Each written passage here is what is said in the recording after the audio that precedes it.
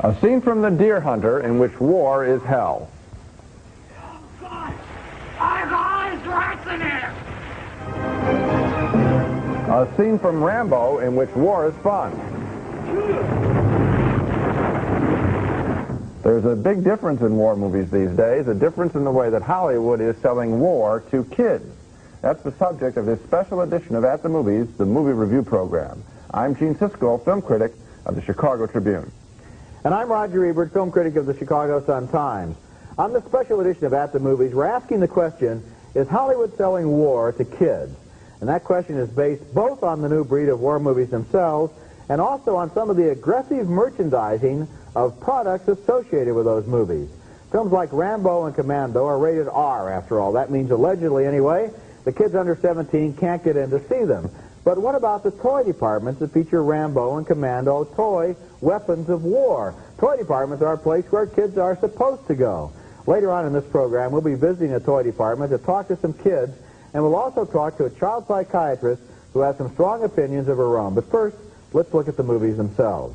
As I mentioned at the top of the show, there's been a big change in the last half-dozen years in the way that Hollywood is portraying combat. Quite simply, years ago, in such Vietnam films as Apocalypse Now and Coming Home and The Deer Hunter, the message was unmistakable. War hurt. Combat killed or maimed. Our guys got hurt as much as their guys. One scene that sums it all up in a surprisingly quiet way is the scene in the Oscar-winning film The Deer Hunter in which Vietnam soldier Christopher Walken is recuperating from battle in an Army hospital. Let me see your name tag. This yours? What are your parents' names? Lou. My mother's name is Eva.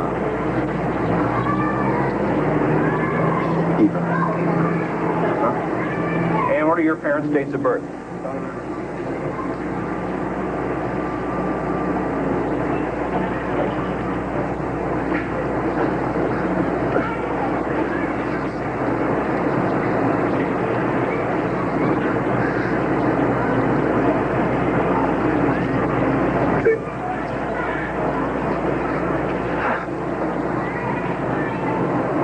The significant point in that scene is you saw a mangled American body there, and then you saw a lead actor, Christopher Walken, in great pain. You saw the devastation of war.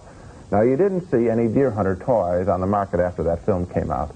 People were stunned after seeing that film, seen mostly by adults. No toy company sold any Christopher Walken hospital pajamas. No toy company made a Deer Hunter tiger cage complete with toy rats like we saw at the top of the show. But look what's going on now. In 3 recent combat films, look at the joy, not the pain, in the big hit Rambo as Sylvester Stallone pretends to be dead as the enemy closes in.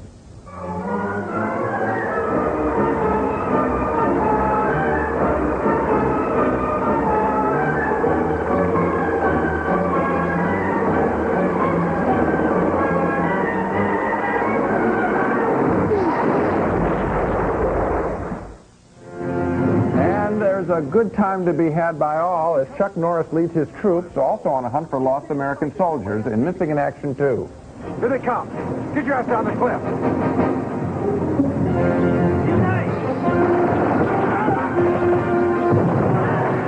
Whoopee! Whoopee, isn't that a lot of fun? And here's Chuck Norris stateside in Invasion USA having a jolly good time planting a car bomb on Soviet-led terrorists trying to destroy an American school bus. Lose this?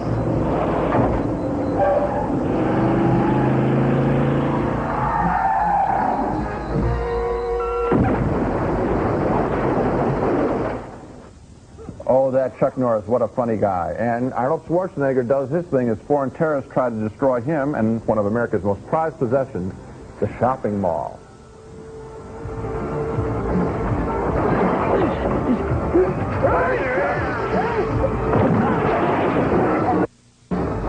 Now, it's very interesting in these later films, all rated R, as Roger mentioned, the bad guys attack, think about it, they attack kids in school buses, we saw that, and also the kids that inhabit the mall. And that's a very little clever gambit, I think, on Hollywood's part. An effort to get the kids to love their protectors. Chuck Norris protects the school bus. Arnold Schwarzenegger protects all the little shoppers. And that's one of the insidious ways that Hollywood is selling war to kids. It's not real war anymore. It's comic book war. The films are R-rated, but every kid who wants to see one of these pictures, they know they can find a theater owner that will let them in to see it. And in the theater, the kids are going to stare up at the screen, and they're going to see a big man who protects them from the bad guys. You know, I liked a couple of these movies. I gave good reviews to Rambo and Commando, too. I think you gave a good review to Rambo. As entertainment, as comic books for adults or for people over 17. But there's no doubt about it, these movies lie about war, and they lie to kids, and the kids are getting the message. That's the interesting thing, that Rambo is a hero to grade school kids who allegedly haven't seen the movie. And we know that they've seen First Blood, the first Rambo movie, probably on cable, certainly in cassette. When the cassettes come home, the whole family watches them. There's no attention paid to the R rating. And these kids are finding out an image of war and of the American fighting man which has nothing to do with the experience that Americans have had to fight war. Okay, Roger, you mentioned about kids seeing it on cable and cassette and sneaking into the theaters. I got a memo for you that I want to read you. Coleco Industries, this is from this summer. The company, this toy company, has scheduled its major Rambo product launch of all of its toys for the spring of 1986 to coincide with the expected airing of an animated Rambo TV series. In other words, Rambo will be coming next year on Saturday morning kiddie cartoon shows. They're not missing a bet. Every kid is going to see Rambo, and they're going to love Rambo, the fighting man who kills all the people. So they don't see Rambo one way, they're going to see Rambo another way. And we're going to go to the toy department in just a second and see what's already there for kids. Next at the movies, the merchandising of Rambo.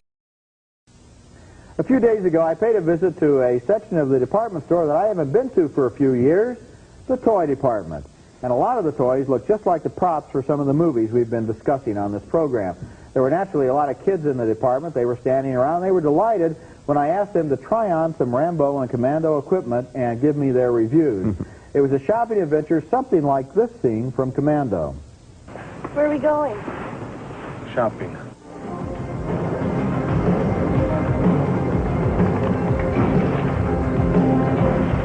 What's that? Rocket launcher. This is Ralph, and he's driving the Rambo power cycle with the dual-mounted machine guns on the front, the aiming scope there on the handlebars, and his ammo box there in the back. That's supposed to be one of the best-selling Rambo toys this Christmas, and we have some of the other ones here. This is the Combat Chopper. This is a model of the helicopter that Rambo uses in the movie. And this is the Rambo electric train and battle set with battleground playmat. Electric trains have been an item at Christmas time for many years for kids. This one is a little different than the one that I got at Christmas time because this train blows up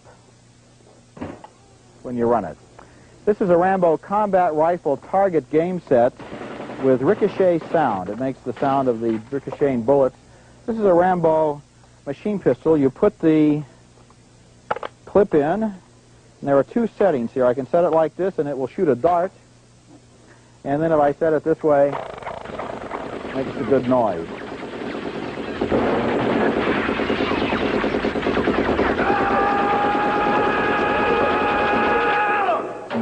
Well, I got a Rambo machine gun and a Rambo rifle, the Commando Army suit, and a Commando cap hat. When I was in the toy department, I was under the impression that the set blew up, but apparently, looking at it more carefully now, I have to retract that. The train doesn't blow up. You blow it up. You know. If you want Look to. at this. It looks like it's under fire here. Electric trains were a little more peaceful in my day. When I was a kid, it used to say Chesapeake and Ohio. Now it says Special Forces. Or you'd have the special milk car. That was Yeah, fun. remember the little milk cartons? Now they have little stickers that go on this train. It says dynamite, danger, explosives on your train set. What else did you find? This is the 45 reaction set. I showed this before, but I wanted to show you this. It says, recommended for children 5 years and over. I would really like to meet the people... I would, maybe there's a zero missing. No, I don't think so. 50. I'd like to meet the people who decided this was appropriate for 5 years and up, and I'd like to ask them, why not 6 years and up, or 18 years and up? This is another great line here. Soft and safe hand grenades. See, these hand grenades in here are not hard, and so if I throw one at you, it won't hurt you because it's soft and safe, unlike real hand grenades. It was really kind of strange to look at all this stuff and realize that the vocabulary of the responsible toy industry, like recommended for kids 5 years and up, and these grenades are soft and safe, was being applied to these instruments of war. Here's the machine gun. I think you'll enjoy that one. No, I want to tell you what I found, because I got hooked on this whole story a few weeks ago, and I wrote about it. And mine was just one little simple package. This is called Rambo Black Flak Bubble Gum. And if you open it up, it's like shrapnel. And when I saw this, this is toy. This costs big money, heavy-duty stuff. Okay, you got to buy this stuff for Christmas. This stuff the kid buys at his own little counter. Black Flak chewing gum. This is made by the company that also makes the stuff that looks like chewing tobacco. Get kids started early on chewing tobacco, and hey, here's some flak. I'll throw it in. The flak that was in that body that we saw in the Deer Hunter was not something that you chew. Was not too much like that. This product is an insult. And of course, one of the interesting things that you brought out earlier was that press release saying they're going to have a Saturday morning cartoon now of Rambo, so that Rambo becomes a kiddie character like Popeye, the Roadrunner, Donald Duck, and everybody else. So this is just terrific that one of the most successful images of killing and maiming and warfare in the history of American commercial movies is now being recycled directly into a kind of Mr. T that kids can identify. A lot of fun. Coming up next at the movies, we'll talk to an internationally known child psychiatrist about the effect Rambo and other films like it may be having on kids. At this point in our show on Is Hollywood Selling War to Kids, some people may be asking, oh, come on, you guys, these are only movies, you eat your popcorn, you cheer the good guy, boo the bad guy, you leave the theater, you buy your kid a toy. What's the big deal? It's only a movie. They didn't hurt me when I was growing up. Good question. I came up with them myself. Well, recently I interviewed Dr. Elva Poznansky, a respected child psychiatrist in Chicago, who has seen Rambo and has talked to many of her young patients about the film, and also to her professional colleagues and the kids that they're seeing about the film. And they're all talking about the film. First, we began with the issue of whether television and films have any influence at all on children. I follow the view that television does influence behavior. I don't think it does it on a one-to-one kind of basis, but I think that the media has a very distinct effect on human behavior, and it may take a period of time for it to show itself, but it does. Rambo, what most people call hell, he calls home. You can produce aggressive behavior in children by playing them aggressive movies and then following sequentially what they do afterwards in terms of their own behavior. So what you're saying is that people will change their behavior, youngsters particularly, will change their behavior by seeing Rambo and also by listening to all the coverage of Rambo, because the coverage of Rambo and the Rambo phenomenon has been enormous. Yeah, but they will change their behavior if they're prone to do that in the first place. I see. You're not going to get a child who's normally sitting quiet, never is aggressive, to then all of a sudden become something terribly different. What you do is you subtly change the behavior of kids that are already prone in that direction. Joined Army 6 June 69. Accepted Special Forces. Helicopter and language qualified.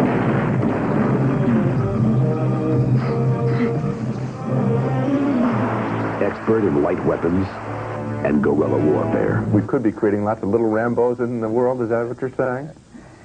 Well, yes and no. To some extent, Rambo is seen as a bit as a caricature. He's not seen as a real person. And that kind of dehumanization, I think, is kind of familiar with any kind of highly aggressive topic. But even though it's almost a caricature, cartoon-like, almost, kids will follow it.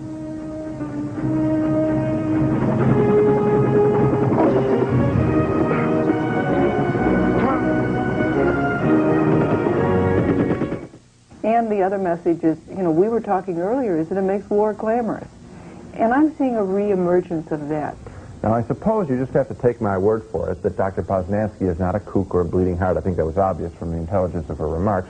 She recently represented, you might be interested, the United States at a World Health Organization conference in the Far East, and she is head of the child psychiatry section of one of Chicago's leading hospitals, the Rush Presbyterian St. Luke's Medical Center.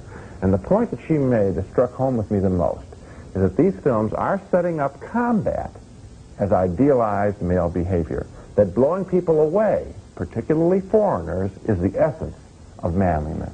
And this message, she reports, is being received by children. So in other words, from what she told you, the kids that I talked to in the toy department, they said, oh no, I don't want to kill anyone, this is just a game, but maybe they were getting a subliminal message. It's not subliminal. When you grow up, you do have to act in this way in order to be a man and to have a man's responsibility. This is what men do, is replacing, for all the other images, she felt it was some kind of reaction to some of the more, if you will, feminizing aspects that have been going on in the portrayal of men, the more sensitive men in the movies, like maybe Kramer versus Kramer, where Dustin Hoffman is being warm to his child, or if Dustin Hoffman and Tootsie learning the tender side, the woman's side again. But these are other movie images, she's saying now, that are coming on strong, saying, war, that's where you prove you really are a man. And one of the funny things is, of course, that to the degree that movies that are made for adults trickle down to kids, isn't it funny it's always the bad ones that trickle down? There aren't a lot of kids going to see Kramer versus Kramer or Tootsie or seeing them at home on television or cassette, but there were a lot of kids who can't wait to see Rambo if they haven't already. And they're, again, on the toy aspect, they're not marketing Tootsie dolls, and they're not marketing Kramer versus Kramer advertising executives. Three-piece suits, right. Next is the movies. We take a look at three different kinds of war images: realistic Hollywood war movies, Rambo-style war movies, and real-life documentary footage from the Vietnam War itself. When they first came out, we gave good reviews to some of the Hollywood war movies we've been talking about on this program. For example, Rambo. But by the time the characters and images in those movies get diluted for the children's market, by the time they're recycled into toys and T-shirts, scooters and trains and fatigue uniforms, we're not talking about just movies anymore. We're talking about an attitude toward war that says war is fun, war is a game, war is something that would be great to grow up and be able to take part in. The Vietnam War is a war that, as you know, was fought on American television, and many of those images came into the Hollywood movies that were made about Vietnam, but today's Hollywood vision seems closer to the gung-ho shoot-em-ups of John Wayne. Well, on this segment, we've taken some of that actual documentary television footage from the war in Vietnam, and we've intercut it with footage from Rambo. The contrast is pretty dramatic.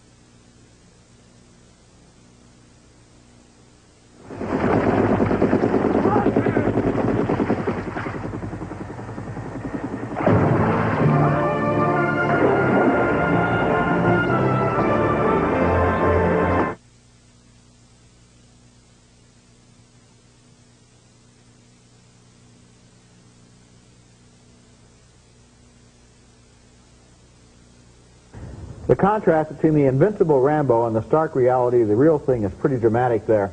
It almost makes you forget that Hollywood itself is also capable of some pretty stark realism. For example, look at this scene from Francis Coppola's great movie Apocalypse Now.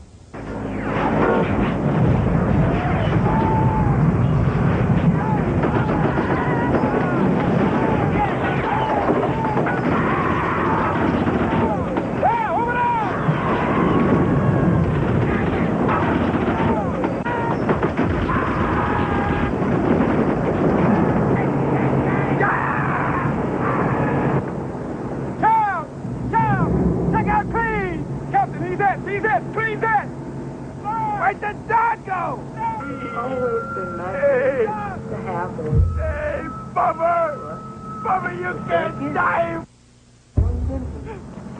And Hey, Bubba! hoping pretty soon.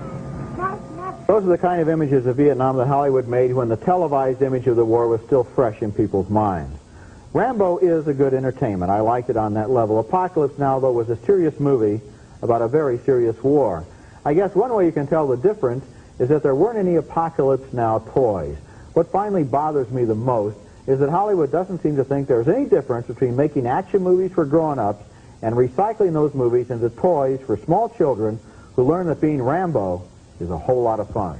So really what we're saying here, as I listen to us, is, you know, what you could have done to solve this problem, all you people associated with Rambo?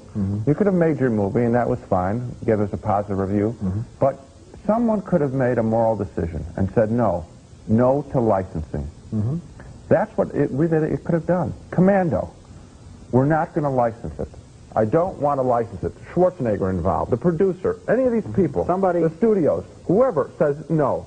Somebody should have come in and they should have talked to the toy companies, and when the guy from the toy company said, well, we're going to market this machine gun and we're going to advertise as being suitable for children 5 years old and up, somebody, maybe Sylvester Stallone, maybe his agent or the vice president of his company, somebody should have said, well, gee, isn't 5 just a little low? Maybe this whole idea of trying to get that extra dollar out of selling these toys is just not a good idea. Maybe we should just be happy with the $200 million we've made from the movie. Yeah.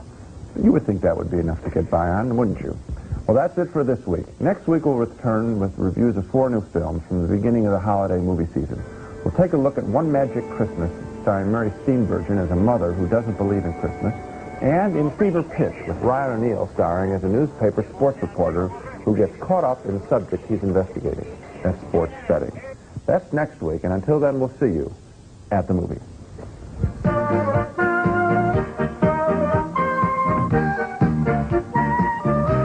Tatiana, created for a woman to love and a man to remember. Parfum Tatiana by Diane von Furstenberg. Shasta, more taste, more pizzazz, more flavors than anyone has. Say it, I want a pop, I want a Shasta. Nestle Crunch, it's creamy milk chocolate and crispy crunchies. Chocolate is scrunches when it crunches. That's why you'll love Nestle Crunch. From out of the ocean comes a unique blended seafood, new delicacies, now in the frozen food section. This is Gemma Joseph. Next on Connecticut Now, an early American Thanksgiving in New England. The traditions, the food, and the celebration of the early 19th century recreated at Old Sturbridge Village. That's coming up next on Channel 61.